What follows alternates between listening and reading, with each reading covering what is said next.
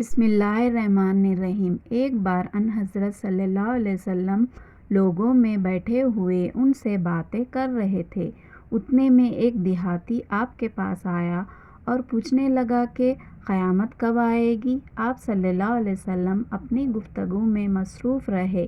بعض لوگ جو مجلس میں تھے کہنے لگے کہ آپ صلی اللہ علیہ وسلم نے دیہاتی کی بات سنی لیکن پسند نہیں کی، اور بعض کہنے لگے کہ نہیں، بلکہ آپ نے اس کی بات سنی ہی نہیں۔ جب آپ اپنی باتیں پوری کر چکے تو آپ صلی اللہ علیہ وسلم نے یوں فرمایا، وہ قیامت کے بارے میں پوچھنے والا کہاں گیا؟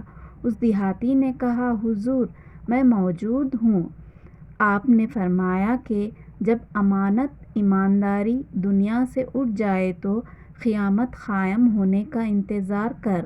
اس نے کہا، ایمانداری اٹھنے کا کیا مطلب ہے؟